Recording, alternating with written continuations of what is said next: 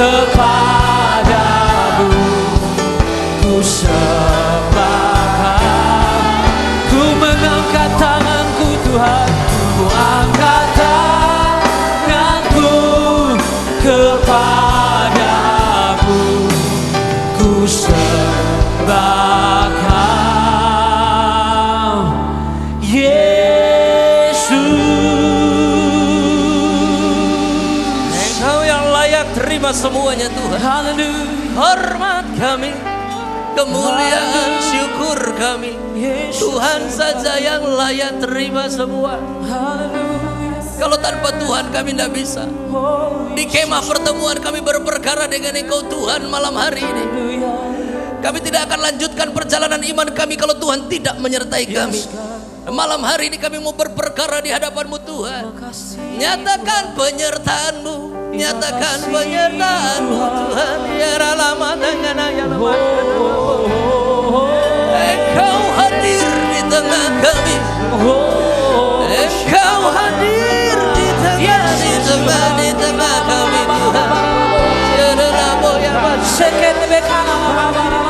Tuhan ada di sini. Tuhan ada di sini.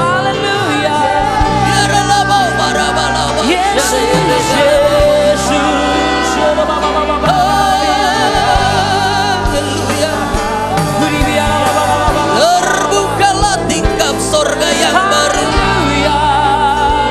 Turun damai sejahtera, kuasa penyertaan, sukacita. Biarlah Yesus, haleluya, haleluya. Demikianlah firman-Mu berperkara atas kami malam hari ini Tuhan. Kami percaya firman akan membukakan kami terobosan-terobosan yang baru, di mana pikiran kami dibawa masuk dalam pikiran Tuhan, perasaan kami menembus batas perasaannya Tuhan, sehingga semuanya dibuat nyata atas setiap kami, dan kami boleh melihat ada tangga naik yang Tuhan mau bawa kami dari kemuliaan kepada kemuliaan yang lebih baru lagi, hingga seluruhnya Kristus dimuliakan di dalam setiap kami. Engkau yang siap dimeteraikan oleh kebenaran firman Tuhan. Bersama-sama katakan amin. Amin. Beri kemuliaan buat Allah kita. Haleluya. Silakan duduk Bapak Ibu. Shalom. Saya percaya Allah Maha Hadir. Amin. Dan rupanya yang namanya kemahahadiran Allah itu berbeda dengan penyertaannya Allah itu sendiri. Yang namanya Tuhan menyertai itu artinya ada tangan Tuhan atas seseorang. Sehingga kalau ada tangan Tuhan atas seseorang, apa yang orang itu sentuh jadi berhasil. Apa yang orang itu rancang jadi kenyataan. Apa yang orang itu doakan, seluruh isi sorga dukung dia. Ini yang terjadi ketika Tuhan menyertai Anda dan saya. Baiklah, mari kita buka dari Keluaran pasal yang ke-33, ayat yang pertama sampai dengan ayatnya yang ke-6. Demikian firman Tuhan. Berfirmanlah Tuhan kepada Musa, pergilah, berjalanlah dari sini, engkau dan bangsa itu yang telah kau pimpin keluar dari tanah Mesir ke negeri yang telah kujanjikan dengan sumpah kepada Abraham, Ishak dan Yakub. Demikian, kepada keturunan mula akan kuberikan negeri itu. Aku akan mengutus orang malaikat berjalan di depanmu dan akan menghalau orang Kanaan dan orang Amori, orang Het, orang Feris, orang Hewi dan orang Yebus, yaitu ke suatu negeri yang berlimpah-limpah susu dan madu. Sebab aku tidak akan berjalan di tengah-tengahmu karena engkau ini bangsa yang tegar tengkuk, supaya aku jangan membinasakan engkau di jalan. Pernah dengar tegar tengkuk? Satu kali Tuhan bilang kepada orang Israel begini, Musa, beritahu kepada bangsa ini, aku akan mundur dari tengah-tengah mereka karena bangsa ini tegar tengkuk. Tahu tegar tengkuk? Rupanya yang namanya tegar tengkuk itu bisa membuat penyertaan Tuhan mundur dari seseorang atau penyertaan Tuhan mundur dari sebuah bangsa. Pernah dengar tegar tengkuk? Atau sedang tegar tengkuk jadi nggak tahu apa itu tegar tengkuk? Kepala batu? Batu kepala? Keras kepala? Hah? Cijoga lulu? Mana tengkuknya? Tunjuk dulu tengkuknya. Mana tengkuknya? Hah? Kenapa bingung? Ini tengkuk, tempat untuk fleksibilitas. Ketika saya periksa dalam teks bahasa Ibrani tentang tegar tengkuk itu artinya adalah tidak mengakui bahwa semua yang baik dalam hidup itu terjadi karena Tuhan. Itu namanya tegar tengkuk. Jadi untuk orang Israel yang namanya laut teberau tebelah, emang harusnya begitu. Yang namanya Musa pukul batu keluar air, memang harusnya begitu. Jadi buat mereka inilah yang disebut dengan yang namanya tegar tengkuk. Oleh karena itu, supaya Anda dan saya mengalami penyertaan Tuhan, yang kita harus lakukan adalah melatih diri kita menjadi nyadar kalau tanpa Tuhan kita nggak bisa. Mari katakan sama-sama, tanpa Tuhan saya nggak bisa. Bilang sebelahnya, tanpa Tuhan kamu nggak bisa. Bilang lagi sebelahnya, nyadar dong. Udah tahu tanpa Tuhan nggak bisa, masih ngerjain aja sendiri. Ya. Lalu kemudian setelah Tuhan sampaikan hal tersebut, Musa buru-buru membangun sebuah kemah pertemuan. Ini bukan kemah suci, tapi sebuah ruang meeting darurat dengan harapan supaya orang Israel mau memohon kepada Tuhan supaya Tuhan tidak mundur dari tengah-tengah mereka.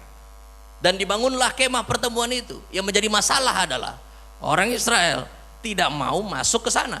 Alkitab mencatat dari ayat yang ke-7 sampai dengan ayatnya yang ke-10 dikatakan di firman Tuhan bahwa kemah pertemuan itu selesai dibuat. Lalu kemudian Musa itu masuk ke kemah pertemuan, tapi tidak ada satupun orang Israel yang ikut kepadanya. Orang Israel hanya mengikuti Musa dengan mata mereka. Anda bisa bayangkan situasinya? Jadi Musa jalan menuju ke kemah pertemuan, orang Israel cuma lihat pakai mata. Lalu kemudian ketika dia berhenti di depan kemah pertemuan, lalu kemudian ada awan Tuhan di situ, orang Israel nyembah dari jauh. Ini sama seperti waktu dulu kalau anak istri saya mau ke gereja, saya biarkan mereka berangkat karena saya juga baru pulang pagi. Sesama klub Bang Toyib dulu. Jadi kalau anak-anak ajak, ayo pak gereja, pak, saya sudah bilang, sudahlah, itu mobilnya, ini duitnya, papa kirim salam buat Yesus.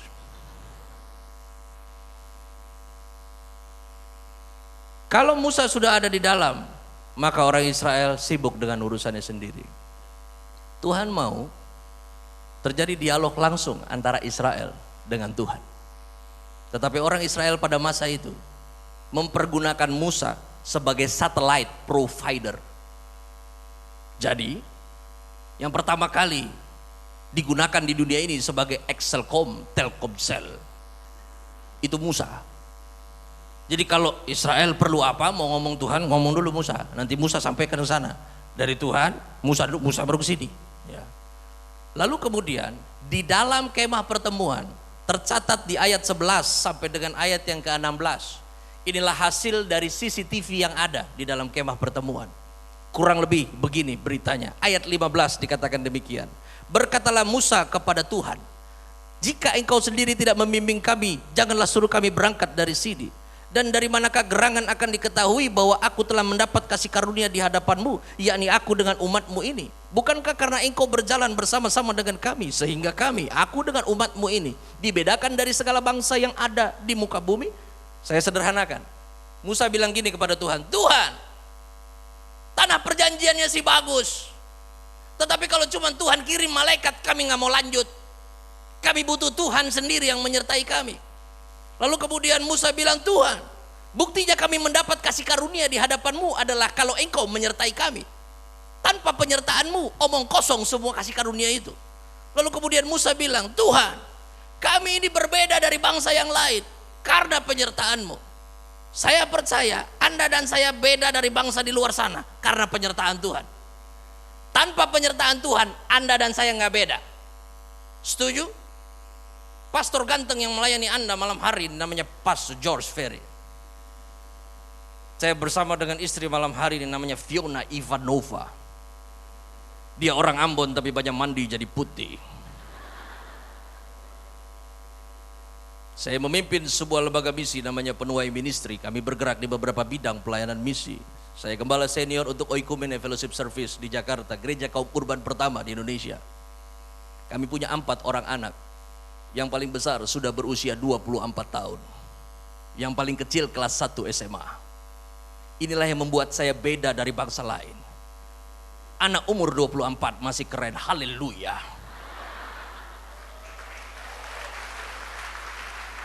Tanpa penyertaan Tuhan, kau baru punya anak umur 6 tahun udah kayak opung-opung kau. Di dalam Kristus, Tuhan sudah berikan Anda 2 hal untuk mengalami penyertaan Tuhan dalam hidup ini. Yang pertama adalah Tuhan berikan komplit, yaitu rohnya di dalam Anda dan saya. Amin. Bicara tentang penyertaan Tuhan, yang tinggal Anda dan saya lakukan adalah mengaktifasinya. Pada zaman perjanjian lama, Tuhan lebih tertarik untuk mengerjakan mujizat dari luar diri orang percaya. Tetapi di masa terakhir ini, Tuhan lebih tertarik mengerjakan mujizat dari dalam Anda dan saya. Dan ini yang disebut dengan penyertaan Tuhan. Yang pertama, mari kita hadirkan penyertaan Tuhan. Yohanes 15 ayat yang ke-15, ayat yang kelima, demikian firman Tuhan. Akulah pokok anggur dan kamulah ranting-rantingnya. Barang siapa tinggal di dalam aku dan aku di dalam dia, ia berbuah banyak. Sebab di luar aku, kamu tidak dapat berbuat apa-apa. Baiklah, yang pertama, hadirkan penyertaan Tuhan dengan cara terhubung terus-menerus dengan Tuhan. Apa maksudnya terhubung terus-menerus dengan Tuhan? Yohanes 15 ayat yang kelima, kalau saya mau connecting dia dengan firman yang mengatakan begini, pada mulanya adalah firman, firman itu bersama-sama dengan Allah, dan firman itu adalah Allah itu sendiri. Pernah dengar ayatnya? Oke, kalau begitu terconnecting dengan ayat ini juga berarti bilang begini, barang siapa di dalam firman, firman di dalam dia, maka semuanya menjadi mungkin. Amin. Karena siapa di luar firman, semuanya tidak bisa berbuat apa-apa. Oleh karena itu, kecepatan dan ketepatan orang percaya mengambil keputusan, itulah yang membedakan dia. Dia ini anak Tuhan atau ponakan Tuhan. Kalau ponakan Tuhan, biasanya mau ngambil keputusan itu lama. Agak loadingnya lama. Jadi mau ambil keputusan tuh, aduh. Kalau perlu nyari tempat parkir aja tanya Roh Kudus. Nyembah dulu. Dia pikir ini udah paling ngeroh ya. Baru mau pergi gereja, worship dulu di depan lemari cari baju.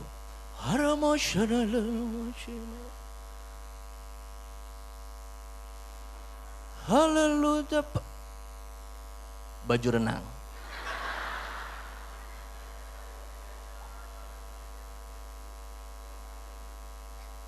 Bukti Anda mengalami penyertaan Tuhan adalah Anda menjadi orang yang cepat dalam mengambil keputusan dan tepat dalam mengambil keputusan. Amin. Nah, untuk menjadi cepat dan tepat dalam mengambil keputusan, Anda harus terbiasa dengan pikiran Tuhan dan perasaannya Tuhan. Siapa sih orang yang terbiasa dengan pikiran dan perasaannya Tuhan? Orang yang bergaul dengan firman. Ini gak ngomong muluk-muluk. Allah yang Anda dan saya sembah adalah Allah yang supernatural. Ingat, bukan supranatural, tapi supernatural. Kalau supranatural yang ada di TV-TV itu yang ngobrol sama setan. Itu tontonan paling bodoh di muka bumi Indonesia ini. Ya, baru ditanya, siapa? Masa setan ngobrol bertanya, pin bebek. Ya.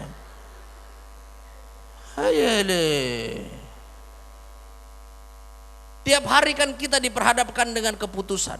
Betul enggak? Ada pilihan-pilihan. Anda harus mengambil keputusan cepat, tapi juga tepat. Nah, ini bisa terjadi kalau Anda terbiasa dengan pikiran Tuhan dan perasaan Tuhan.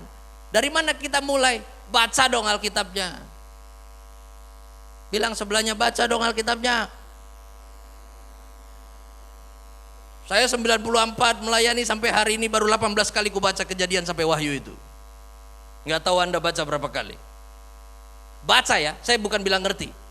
Masalah ngerti, Tuhan bantu Anda. Ini baca. Yang Anda dan saya harus lakukan adalah baca. Buka itu Alkitab, baca. Ngerti nggak ngerti belakangan. Masalah 5 menit Anda baca Alkitab, 5 menit kemudian Alkitab baca Anda, no problem. Yang penting baca.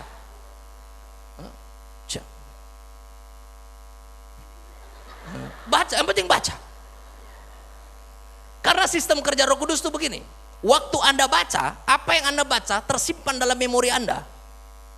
Ketika kita lewati hari-hari kita, maka kemudian Anda mau ngambil keputusan, Roh Kudus cuma tinggal nongolin saja apa yang tersimpan dalam memori Anda. Cepet kan cara kerjanya? Tapi kalau tidak terbiasa kita dengan firman, tahu apa yang terjadi? Lama. Doa puasa dulu 40 tahun. Jadi lambat mikirnya. Karena nggak terbiasa dengan pikiran dan perasaan Tuhan. Jangan terlalu bangga kau ya sama orang yang terlalu sering dengar suara Tuhan. Saya percaya Tuhan masih bicara di zaman ini. Amin. Tuhan masih bicara secara audible dan banyak cara. Tetapi jangan melulu dong. Belok kanan. Belok kiri. Dengar ya. Ada 2 kemungkinan kenapa orang terlalu sering dengar suara Tuhan. Yang pertama, karena dia buta huruf. Jarang dia baca, gak bisa dia baca kan? Jadi Tuhan harus bicara langsung. Lu banyak begitu. Saya masuk pedalaman, hamba Tuhannya gitu. Direct Tuhan langsung. Kenapa? Karena memang gak bisa dia ngerti baca. Kemungkinan yang kedua ada, memang gak pernah dia baca Alkitab. Jadi karena Tuhan mau selamatkan dia, mesti ngomong langsung. Jadi bolak-balik Tuhan harus ngomong terus. Ya. Oleh karena itu mari hadirkan penyertaan Tuhan dengan terhubung terus-menerus dengan firman. Amin. Nggak bisa Anda cuma doa-doa saja, worship saja, kembangkan Anda punya bahasa roh tapi firman Anda tinggalkan. Kacau. Yang namanya kekristenan itu dibangun di atas firman. Amin. Oleh karena itu, yang pertama untuk menghadirkan penyertaan Tuhan, mari terhubung terus-menerus dengan firman. Yang berikutnya, mari kita buka dari Matius 18 ayat 19 sampai dengan ayat yang ke-20. Dan lagi aku berkata kepadamu, jika 2 orang daripadamu di dunia ini sepakat meminta apapun juga, permintaan mereka itu akan dikabulkan oleh Bapa-Ku yang di sorga. Sebab di mana 2 atau 3 orang berkumpul dalam nama-Ku, di situ aku ada di tengah-tengah mereka. Firman bilang, orang ngumpul, Tuhan hadir, tapi belum terjadi apa-apa. Tuhan baru lakukan sesuatu kalau yang ngumpul sepakat. Baiklah, saya nggak mau bicara tentang terlalu besar dan membias kemana-mana tentang sepakat. Marilah kita mulai dengan yang pasangan dulu. Ya. Berapa banyak yang sudah berpasangan di sini, sudah menikah? Yang suami istri? Ya. Banyak single ya hadir, haleluya. Anak Tuhan pasti laku, amin. Yang sudah laku jangan amin. Ya. Tadi baru angkat lagi katanya udah pasangan kok amin lagi ya. Ya. Mari yang suami istri latih diri sepakat. Kau tidak akan alami terobosan kalau 2 orang ini tidak sepakat. Baru yang suaminya bilang tenang aja ya Maya, nanti kita punya mobil nggak naik motor lagi kehujanan. Mimpi kali ya. Yang model begini sampai Yesus datang tak punya mobil ini. Ya. Kalau mau sepakat harus setuju, betul? Kalau mau setuju harus sama-sama tahu, bener nggak? Kalau mau sama-sama tahu mesti cerita, betul? Nah ini dia problem otak kanan dan otak kiri bertemu menjadi satu rumah. Kita yang pria ini lebih menghitung semua dengan segala sesuatu yang bisa dihitung. Ya. Saya dulu pokoknya lihat aja hitungannya. Oh ini dari segi opportunity mungkin. 1. Yang kedua dari backup dananya mungkin. Yang ketiga orang ini punya pengaruh. Kita bisa kerjasama. Pulang aku, kadang di jalan berpikir aku, cerita nggak ini nanti? Karena repotnya begini, memang kalau pria belum bertobat di rumah susah. Ini saya di jalan mikir, kalau aku cerita, ngerti nggak ya? Ini kan repot kadang-kadang, ya. Kenapa? Karena kalau saya cerita, udah panjang lebar, dia nggak ngerti kan capek aku. Yang lebih gawatnya lagi, kalau istri kita rohani, waktu kita cerita, dan ini proyeknya ribet, enak aja dulu dia ngomong, Pak, kayaknya ribet ini. Kalau ribet bukan dari Tuhan itu. Kalau dia udah bawa-bawa backing Tuhan kan repot saya dulu. Inilah malas aku mau cerita kan. Tapi karena ngebet pengen jadi ini jalan, tetap nakal saya jalan. Kadang dia udah kasih sign, Pak, hati-hati. Saya bilang hati-hati apa? Namanya si ini bagus pengusaha ini, kuat ini dia ini. Istriku bilang, dari namanya aja udah ciong. Kalau lanjut amsyong ini. Sekali waktu ketemu di jalan, saya bilang, itu dia bos itu. Nanti sama dia aku bikin MOU itu. Istriku bilang, dari hidungnya udah gak bagus. Itu aura penipu, Pak. Itu sekali tarik AC 2 PK habis itu.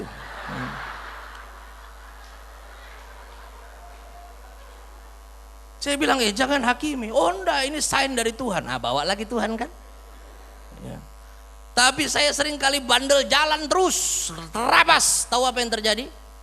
Ketika saya terabas, istri bilang, terserah. Ku kasih tahu Pak ya, kalau udah istrimu bilang, terserah. Itu artinya, Papa, kalau ada terjadi sesuatu atasmu, meneketehe. Itu artinya terserah. Ya. Jadi kalau udah istri bilang terserah, jangan coba-coba lanjut. Itu saya terobos lanjut, tahu hasilnya? Di tengah jalan saya ditipu orang, atau di akhir proyek saya harus bayar kerugian yang besar. Karena meneketehe. Jadi, kalau mau sama-sama tahu, harus saling ngasih tahu, ya. Jadi Ibu, kalau suamimu lagi cerita, jangan potong. Jangan komen terlalu cepat, itulah gunanya Tuhan kasih kau telingamu 2, mulutmu 1. Kalau 2 mulutmu, 1 makan mie ayam, 1 ngomong. Ya.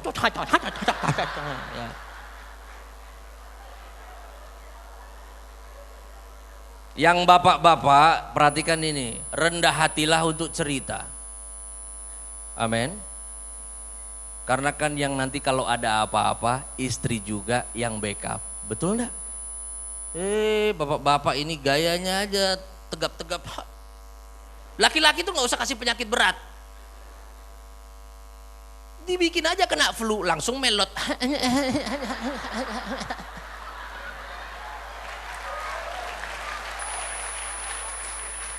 Gitu kan? Udah jangan main manggoiti di kanan kiri. Mari kita buka Mazmur 133. Sungguh alangkah baiknya dan indahnya apabila saudara-saudara diam bersama dengan rukun. Seperti minyak yang baik di atas kepala meleleh ke janggut, yang meleleh ke janggut Harun dan ke leher jubahnya. Seperti embun gunung Hermon yang turun ke atas gunung-gunung Sion. Sebab kesanalah Tuhan memerintahkan berkat kehidupan untuk selama-lamanya. Firman bilang Tuhan perintahkan berkat kehidupan selama-lamanya kepada yang hidup rukun bersama. Oleh karena itu, hadirkan penyertaan Tuhan dengan kesepakatan. Di dalam kesepakatan ada kerukunan.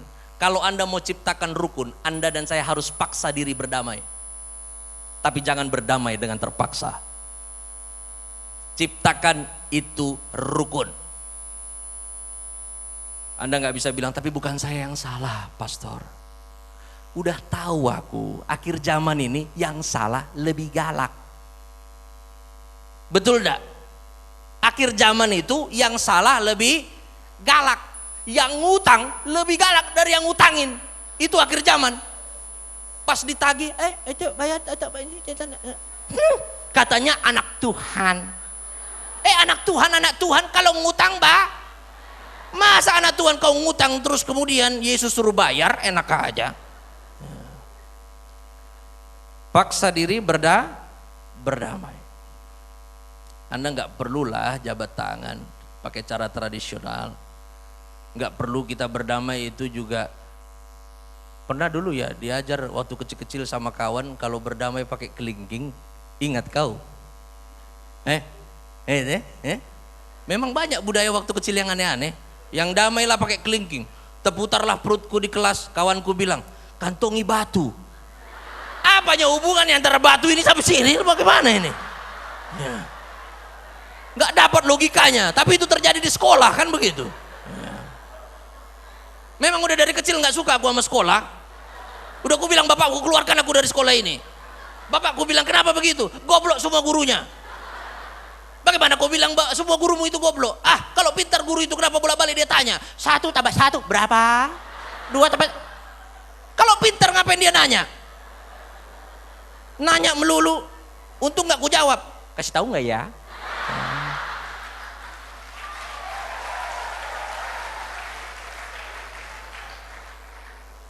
Masih kuat kalian?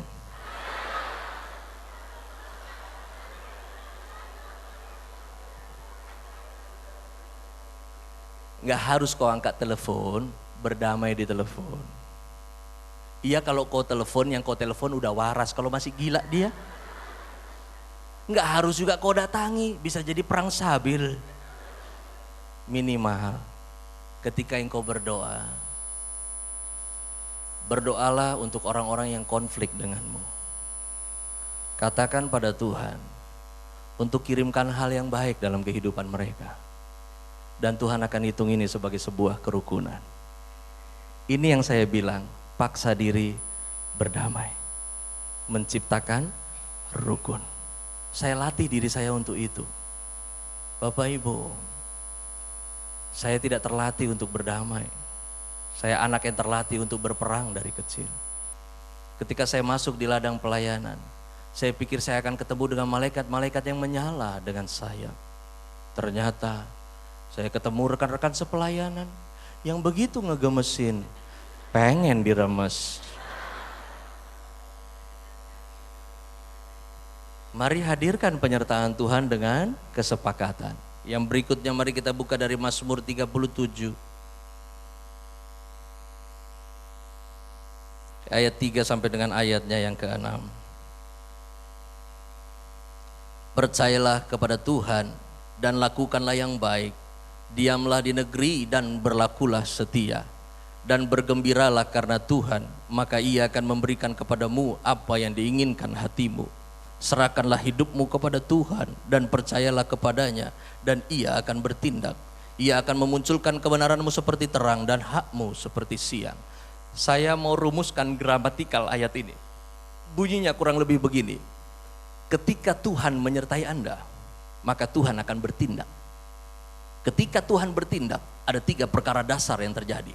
Yang pertama adalah Tuhan akan berikan apa yang diinginkan hatimu. Amin. Yang kedua, Tuhan akan munculkan kebenaranmu seperti terang. Yang ketiga, Tuhan akan memunculkan hakmu seperti siang. Tahu maksudnya apa? Ketika Tuhan bertindak, Dia akan berikan apa yang kau punya mau. Karena maumu dengan mau Tuhan itu sama. Ketika Tuhan bertindak, maka engkau akan dibuktikan yang benar oleh Tuhan.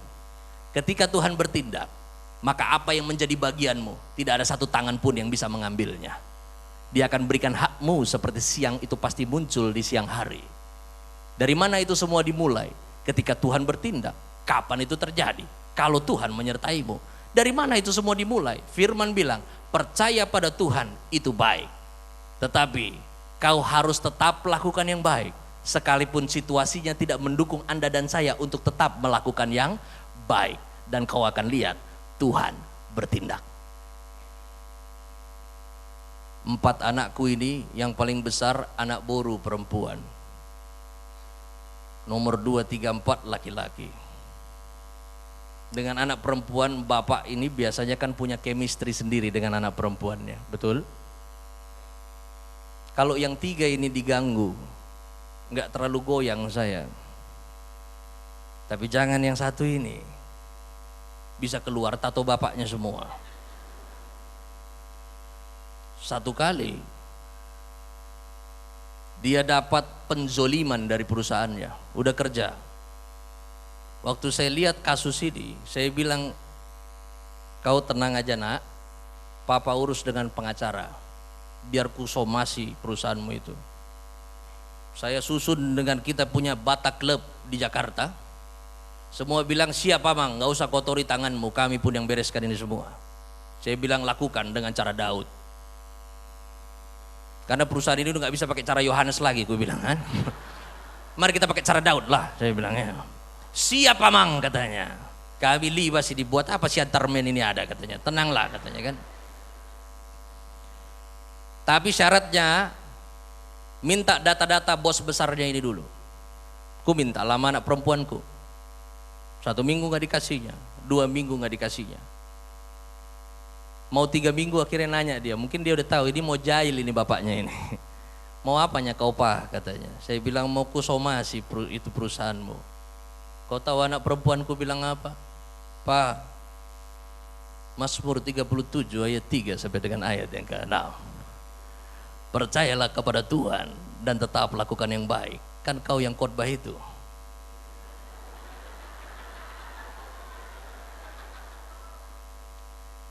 Saya orang yang biasa menyelesaikan semua masalah saya sendiri. Terlahir dari keluarga Batak Kristen, kecil di gereja, yang gerejanya sepi seperti gereja Dracula. Lagu yang saya paling cinta adalah lagu Amin, Amin, Amin. Berarti itu waktunya pulang.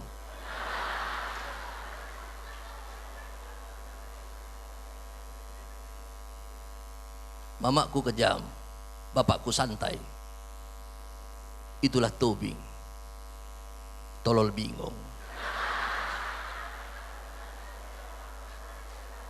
Tapi di dalam Kristus sekarang semua dipulihkan. Saya sering dibab-babi. Kau tahu bahasa Prancis dibab-babi? Ya kan? Ibu saya sadis kalau udah hantam. Namaku bagus, George Ferry Parluhutan. Inilah punya nama keren jadi orang Batak susah. Keren, George. Kalau di keluarga istri yang Ambon, enak panggil Source.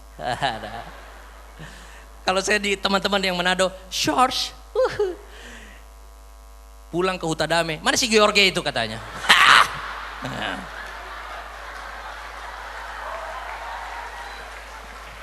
Kaku lidahnya nggak bisa. Tapi nama bagus dah, George Ferry Perlutan. Oh tapi dari kecil nggak pernah dipanggil itu. Kalau aku pulang sekolah, nanti bunyilah di rumah, mamaku tanya sama pembantu, udah pulang si Bodat itu katanya.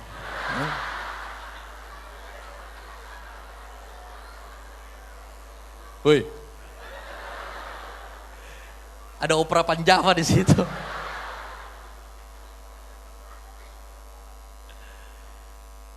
Kelas 5 SD kabur aku dari rumah.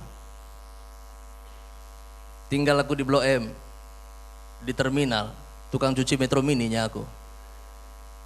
Hampir 2 bulan ada preman akhirnya tangkap aku di bawah. Udah kasihan kau dek, ikutlah aku ke kontrakannya.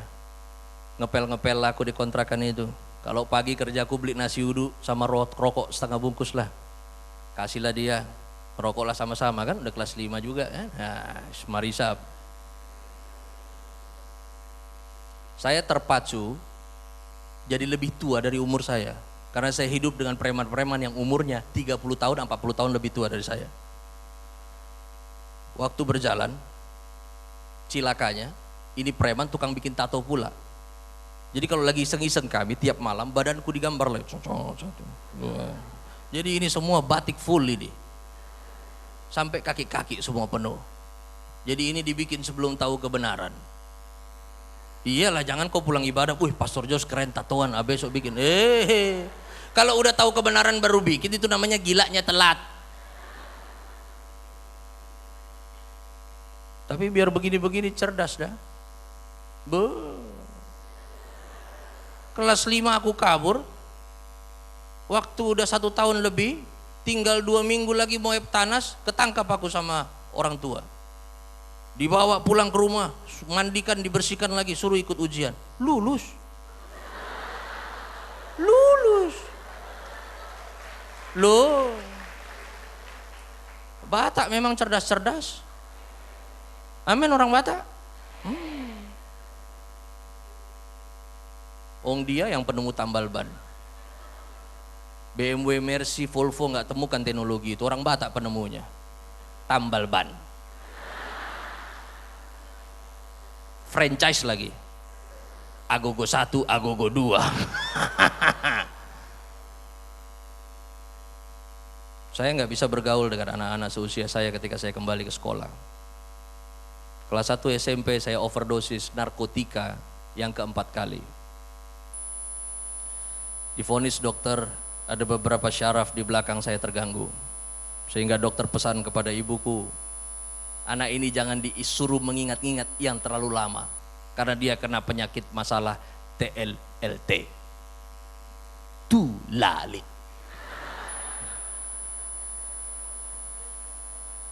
Jadi udah dianggap, udahlah ini, udah anak paling besar, pangguaran, tapi si oto-oto. Habislah udah. Ya. Semua numplek di kelas 1 SMP. Dari overdosis narkotika, tikam guru. Karena memang saya udah gak punya urat takut lagi. Karena kan udah bergaul sama preman tua, jadi kau siapa, kau kepret langsung kan begitu. Jadi saya harus masuk di sidang. Masukkan permadi siwi penjara anak, dikeluarkan lagi, dikasih recommended oleh kejaksaan, pindah-pindah sekolah. Jadi 7 SMP ku, 5 SMA ku. Bingung aku kalau mau reuni sekarang. Karena kawan banyak kan, jadi mau yang mana lawat datang ini. Saya bekerja sebagai eksekutor di zaman Orde Baru. Bagian pekerjaan kami adalah mengeksekusi kasus-kasus yang tidak bisa terselesaikan dengan cara yang baik. Saya mengeksekusi orang, berangkatkan ke luar negeri supaya mereka dapat suaka politik. Jadi kalau Anda yang namanya orang hilang di Indonesia, saya tahu sebetulnya siapa yang harus dicari. Dan saya dulu masuk dalam kelompok-kelompok yang seperti itu. Kalau debt collector, tukang tagih utang, kami bukan tukang tagih utang. Kalau tukang tagih utang, badan besar, sangar, ya. Bapak dari mana Pak? Kupang kah? Ambon kah? Ambon. Kalau debt collector kan badan besar, kuli hitam, mata merah menyala, ingus malele, panaku setan. Kalau eksekutor kita manis-manis, unyu-unyu. Tapi kaki sini bawa pistol, punggung bawa pistol. Kami eksekusi orang dengan cara-cara yang halus. Waktu berjalan, saya punya uang gak ada serinya. Sini jatah, sana jatah, semua enak. Tapi uang panas itu selalu panas di tangan, jadi gak pernah lama. Sampai akhirnya satu hari saya kena fitnah. Fitnah ini gak bisa diselesaikan. Saya gak tahu mau lari kemana. Yang pertama ku jajaki adalah kawan-kawan yang berjanji kepadaku, brother, kalau ada apa-apa kami di belakang. Ketika kasus besar itu, ku carilah si brother. Ku tengok di belakang, jauh kali. Tak ada pun satu juga yang tinggal. Ya. Kawan mati satu persatu. Dulu masuk list, kalau tahun-tahun 89 itu Anda masih ingat, penembakan misterius. Ya. Situasinya crowded, udah saya kasus, ada lagi situasi-situasi begitu. Jadi semuanya campur aduk. Ya. Dari kawan yang hilang, jadi single fighter, mulai cari setan. Orang bilang di sana dukun jago, pergi saya. Di sana dukun jago, pergi saya. Di sana bilang, oi kau di sana nanti dikasih sama simbah itu bisa mandi air keras, pergi. Mandi air keras, itu yang namanya tegel-tegel semua keramik, berasap, saya enggak apa-apa. Dia pergi ke Bogor di sana, itu mandi air cabai, sakti enggak, pedes gue. Ya. Satu lagi bilang, oh pergi ke Labuan Banten katanya. Oh pergi ke Labuan Banten, ada namanya Mbah Gelung, rambut 20 meter, inilah oto-otonya kan. Potong rambut aja dia nggak bisa, masa aku percaya, inilah dia ini. Ya. Pergilah aku ke sana, wah lihat Simbah, wah memang hebat. Foto-foto di rumahnya, foto-foto Panglima. Wah aku bilang ada begini-begini, dia bilang mau pasang susuknya di mana? Saya bilang jangan pasang susuk, mandi susuk kau bikin aku. Oh 1, 2, 3 kecil itu, masalahku ini besar, kasih mandi susuk. Wah, dia pijit, itu ambil mutiara di tangan langsung pijit serat, satu badan masuk, sab di sisi badan lagi masuk. Wah, dia kasih macam-macam. Dari ada yang hitam-hitam, dari kasih angkin. Yang ini warna putih, tulisannya Arab Gundul. Yang ini warna merah untuk wibawa, yang ini warna hijau. Pakai 3, banyaklah tali pinggangku pokoknya, kan? Pakai semua. Yang ini ilmunya sepi angin katanya. Kalau ada kasus lari, cari saja air comberan atau tikam tangan ini masuk ke dalam pohon pisang, nanti orang nggak lihat kau. Tahu Daud Todi, satu guru kami di Solo, masuk di Sambeng, ditanam di tanah aku segini. Pokoknya siapa? Ku bilang Lucifer pun kalau perlu diajak meeting panggil sini, saya bilang. Ini udah kacau ini situasinya. Satu kali kasusku besar, keluar dari hotel Borobudur. Rupanya ini udah tunggu semua badan besar-besar. Saya punya urat takut udah putus dari dulu, kalau berantem nggak mau sama yang kecil-kecil, yang besar. Karena kalau menang hebat, kalau kalah nggak malu aku. Dia kan dia lebih besar kan begitu kan.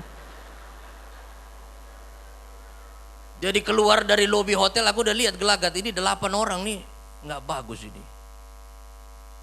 Saya keluar, security buka, saya masuk. Satu orang tanya, nama George ya? Dia masuk, wah itu 88-nya, pukul. Lalu 88-nya, pukulin aku. Jadi pas kami. 4 bulan aku masuk rumah sakit. Retak sumsumku di belakang. Kau bikin cari Yesus aku? Enggak.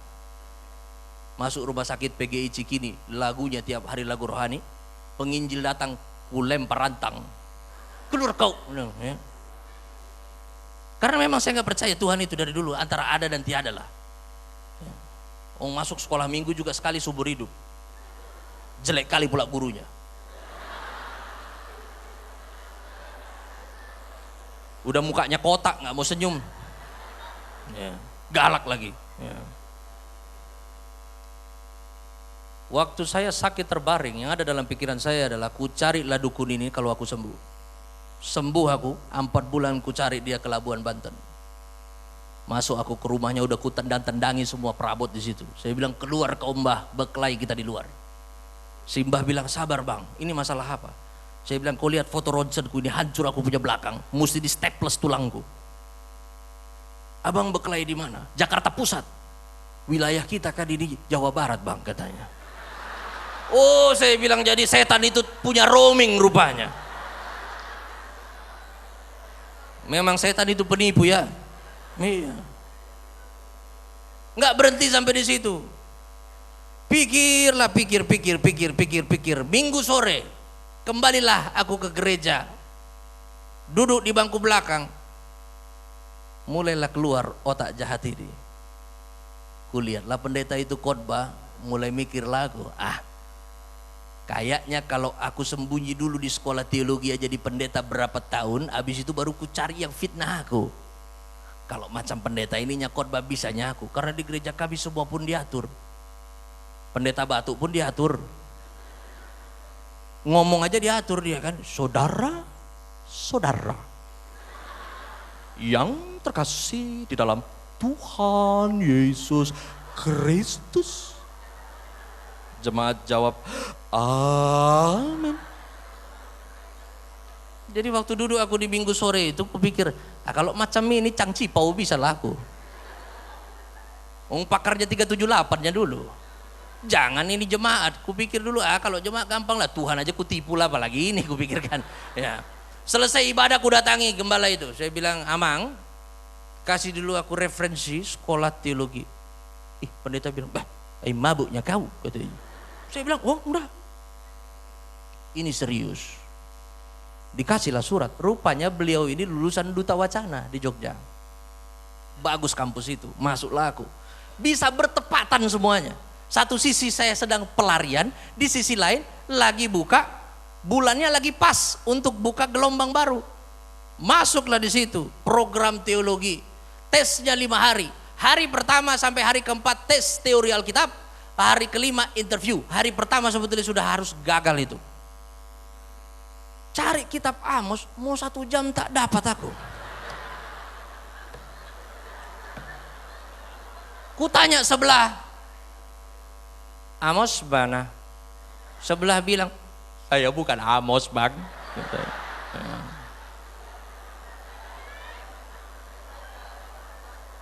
Hari kelima, masuklah interview kan, 3 dosen PhD interview saya. Yang pertama orang Indonesia, 2 Jepang, 3 dosen Belanda. Dosen Indonesia belum tanya, udah ku jawab, itulah cerdas. Dosen Jepang tanya, habis. Belanda ini susah. Jadi beginilah ditanyanya kan. Kenapa mau sekolah teologinya? Saya bilang, saya mau melayani Tuhan. Penipu. Lalu ini dosen tanya lagi, kenapa mau melayani Tuhan? Mungkin opanya Cinta Laura ini. Tuhan pun Tuhan dia panggil ya kan. Ya. Ku kasih dia 1 jawaban. Jawaban yang sangat Pentakosta. Kenapa mau melayani Tuhan? Jadi ku jawab begini, saya terpanggil.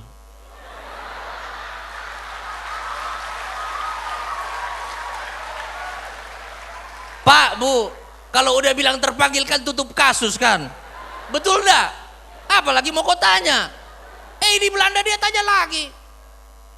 Siapa yang panggil? Nggak tahan aku. Kupukullah Belanda ini.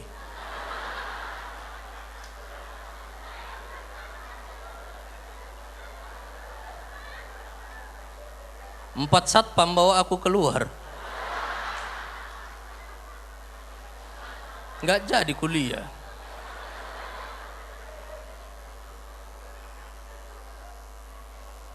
Tapi ngomong-ngomong, kalian yang turut dalam tim pengerja, kau di ruangan itu coba toleh kanan kiri bilang, siapa yang panggil? Karena jangan-jangan nggak jelas juga lagi. Aku pulang ke Jakarta, tante saya, ya, ntar lagi aku selesai, masih tahan kau kan? Tadi pengurus bilang, kalau malam bebas Pak. Oh iya, sampai jam 11:30 lagi itu. Ya. Pulang aku, tanteku ini bahasa Prancisnya Nemburu. Jadi hebohlah keluarga besar.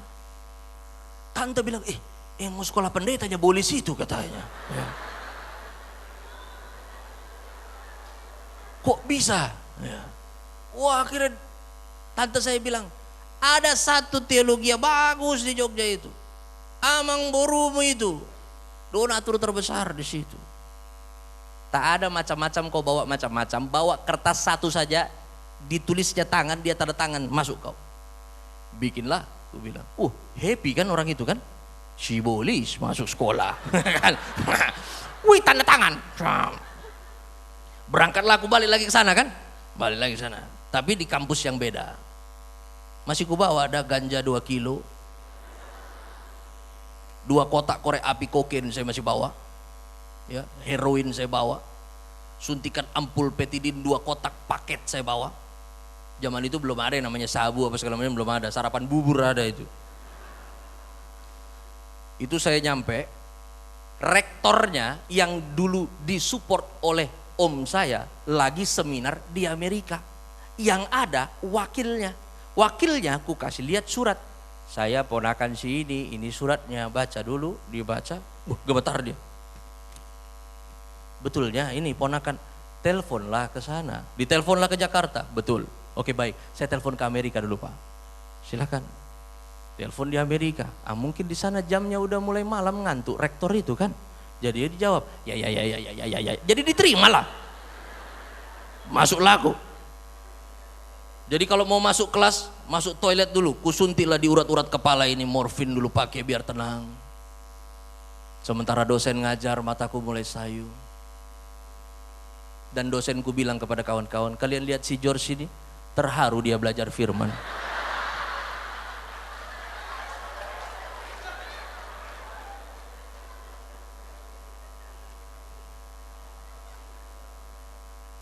Tapi susah, kalau jadi pendeta bekas penjahat gak bisa dibohongin. Tapi kalau dari dulunya orang baik, bisa itu dikilap-kilap dia kan. Pak, Bu, waktu berjalan, saya sempat stres juga di awal pelarian saya. Karena di kampus itu ada sebuah persyaratan, sekalipun skripsinya selesai, kalau belum baptis 15 jiwa, kami belum bisa diwisuda. Itu disampaikan di awal. Saya sampai dalam hati, lebih baik kau suruh aku bunuh 15 orang. Baptis 15 bagaimana ceritanya ini? Ya. Saya bisa selesai di sana 3 tahun 8 bulan. Baptisan hampir 400 dalam 3 tahun. Kawan-kawanku bilang di awal tahun, jangan jadikan Tuhan tempat pelarian. Semua udah kau coba, George. Semua udah kau coba. Dari langit 7 sampai langit terakhir kau coba. Kalau yang satu ini jangan main-main, kata kawanku. Yang ini urusannya sama Yesus. Kau nanti keberatan ilmu kau. Pulang bisa ogep kau nanti. Udahlah balik aja. Jangan jadikan Tuhan tempat pelarian. Tapi ini malam saya mau bilang, Tuhan tempat pelarian yang paling baik. Amin. Kau mau lari kemana lagi? Nah, hari-hari belakangan ini, saya melihat cara-cara yang berbeda antara anak Tuhan dengan ponakan Tuhan. Perbedaan kita adalah bagaimana kita buat Tuhan terlibat dalam semua urusan kita. Dulu saya orang yang bekerja keras, mengatur semuanya secara sistematis. Saya pikir saya bisa prediksi semuanya. Saya bisa menghitung dengan akurat. Tetapi rupanya cuman penyertaan Tuhan yang bisa bikin orang berhasil. Mari kita buka ayat yang terakhir dari Mazmur 127, ayat yang pertama sampai dengan ayat yang kedua. Demikian firman Tuhan.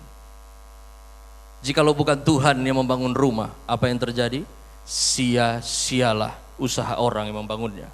Jikalau bukan Tuhan yang mengawal kota, apa yang terjadi? Sia-sialah pengawal berjaga-jaga. Sia-sialah kamu bangun pagi-pagi dan duduk-duduk sampai jauh malam, dan makan roti yang diperoleh dengan susah payah, sebab ia memberikannya kepada yang dicintainya pada waktu. Pemusik tolong standby. Kalau bukan Tuhan sia-sia. Kalau bukan Tuhan yang bangun sia-sia. Kalau bukan Tuhan yang jaga apa? Sia-sia. Karena Tuhan memberikan kepada yang dicintainya pada waktu. Jadi banyak-banyaklah. Macam mananya ini? Kalian yang gak suka tidur siang waktu kecil, menyesal kalian sekarang. Iya, apalagi yang pelayanan sibuk. Waduh, saya waktu kecil paling benci aku dengan kegiatan ini. Namanya kegiatan tidur siang. Karena yang aku mau, mainkanlah. Tuh. Pelan-pelan.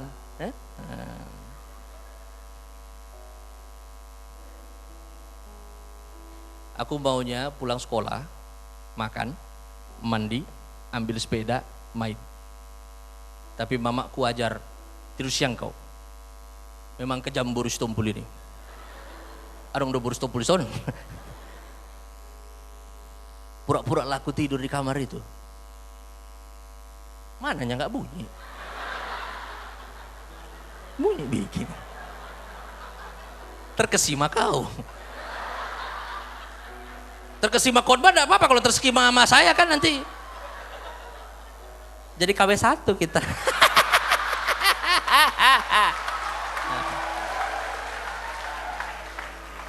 Ngomong-ngomong soal KW, kau bisa bedakan enggak antara ayam jantan yang betul dengan jantan yang palsu?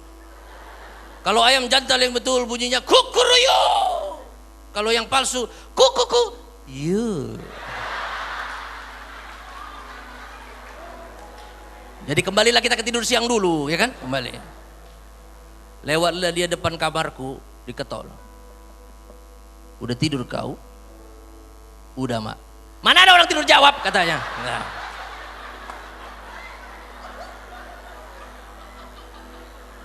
Sekarang menyesal aku.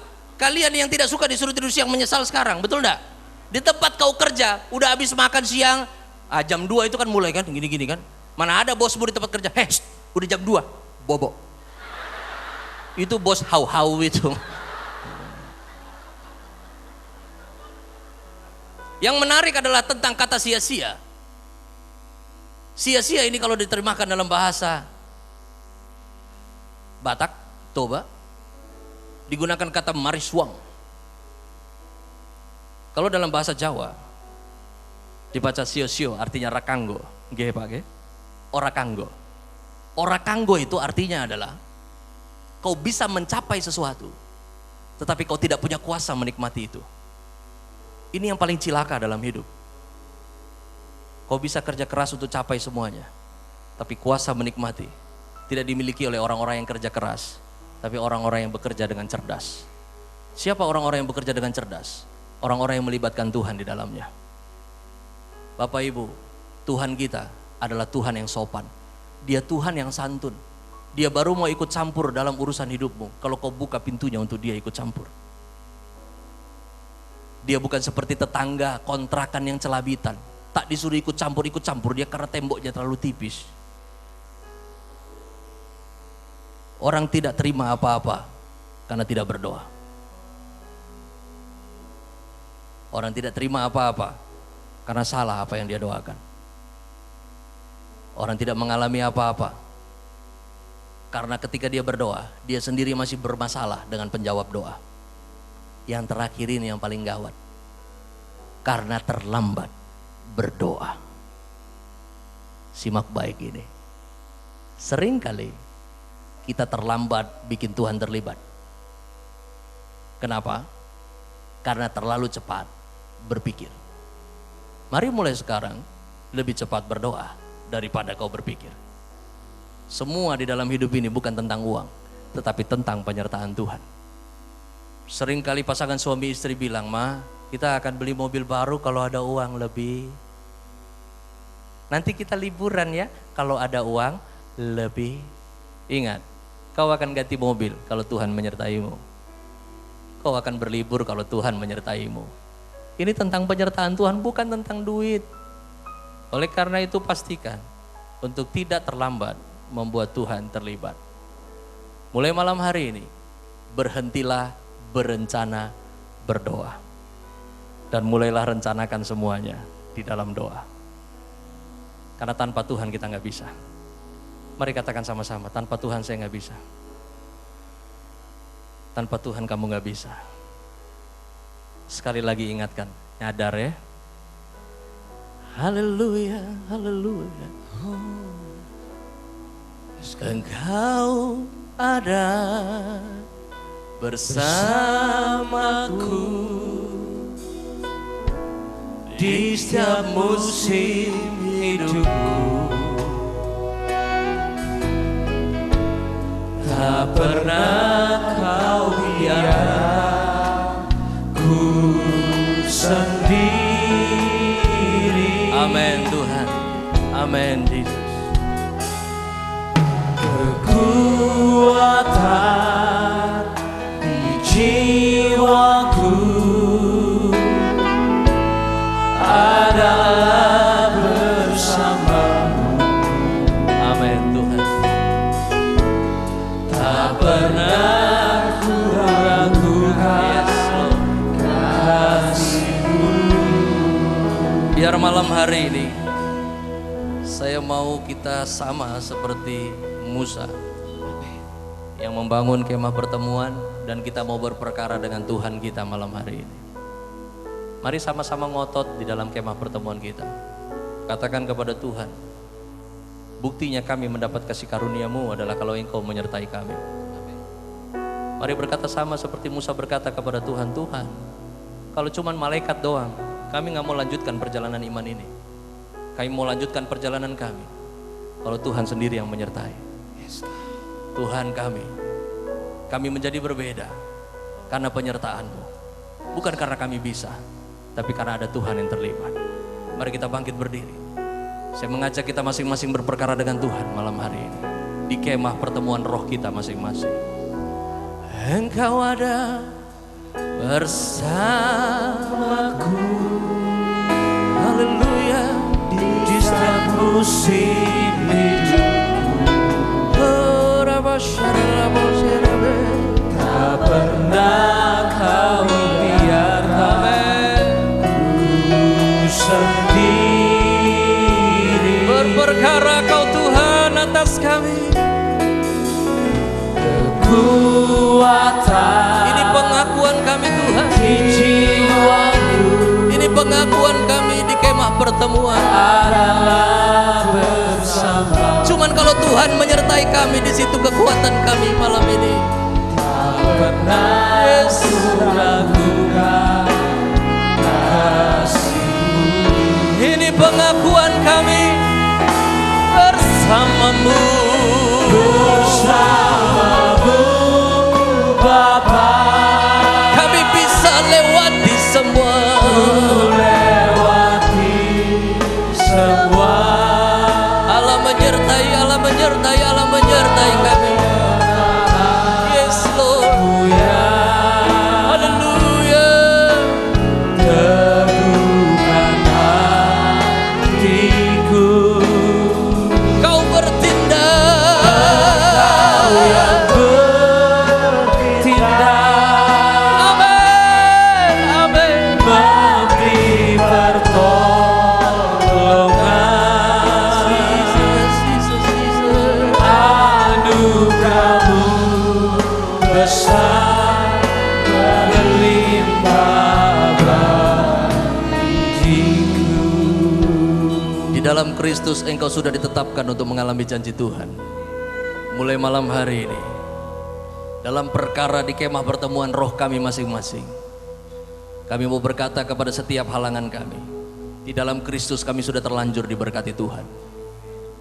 Apa yang baik itu sudah ditetapkan Tuhan untuk menjadi bagian kami. Mulai malam hari ini iblis engkau tidak bisa kacaukan pandangan kami. Tuhan, jangan lepaskan penyertaan-Mu. Biar engkau tetap ada di rumah kami. Kami mau Tuhan tetap ada di dalam bisnis kami. Kami mau Tuhan Kau ada di dalam pelayanan kami. Karena kalau bukan Tuhan kami nggak bisa. Kalau bukan Tuhan kami nggak beda. Tuhan saja cukup buat kami. God, You are enough for us. Tuhan saja cukup. Kami mau katakan kepada masalah-masalah kami, Tuhan saja cukup. Untuk urusan rumah tangga kami, Tuhan saja cukup. Untuk urusan keuangan kami mau katakan, hai Mamon, Tuhan saja cukup bagi kami. Tuhan saja cukup untuk selesaikan urusan kami malam hari ini. Tuhan saja cukup untuk menyelesaikan semuanya. Tuhan saja cukup untuk membawa kami naik pada tangga yang lebih tinggi. Tuhan saja cukup. Once again, bersamamu, bersamamu, bersamamu Bapa. Ya Rabasataka, ya Rabasanaka, ya Lewati semua pengurapan dari penyertaan Tuhan turun atasmu malam hari ini. They call name is blessed anointing. Pengurapan penyertaan Tuhan atas tangan-tangan yang terangkat, atas hati yang mengarah kepada Tuhan. Engkau yang Ya Rabasataka, ya Rabashadala, Karabata, Kiana Mata, Karalabasanda, Karalabashade. memberi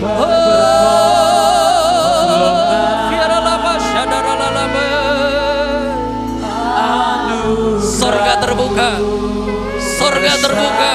Arahkan tanganmu, terima urapan penyertaan, terima urapan penyertaan bersamamu, bersamamu Tuhan. Haleluya. bersamamu Bapa. Ku lewati semua. Ku lewati semua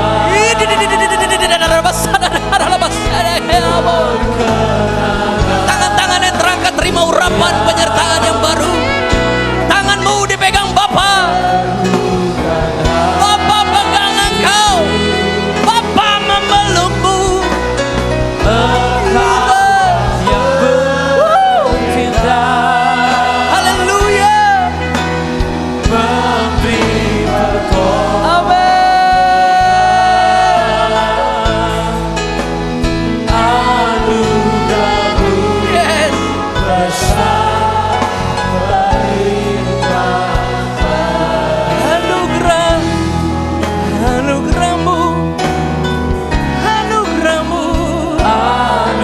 anugerahmu besar, Anugerahmu. anugerahmu besar, Once again. anugerahmu besar, melimpah Yes. bagi Menembus sampai rohmu malam hari ini, penyertaan itu menembus batas-batas rohmu malam hari ini.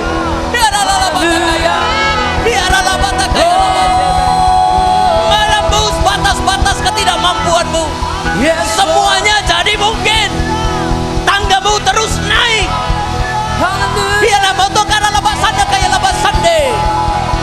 Apa yang dikerjakan dua tanganmu mulai malam hari ini berhasil. Apa yang kau rancang dalam pikiranmu Tuhan bikin jadi kenyataan. Apa yang kau perkatakan dalam doamu, sorga terbuka mendukung engkau di dalam nama Yesus. Tiada bokada lepas sede. Bersorak-sorai sekali lagi buat Tuhan yang menyertai kita. Haleluya. Yang terlanjur diberkati bersama-sama katakan amin. Beri kemuliaan buat Allah kita. Silakan duduk Bapak Ibu.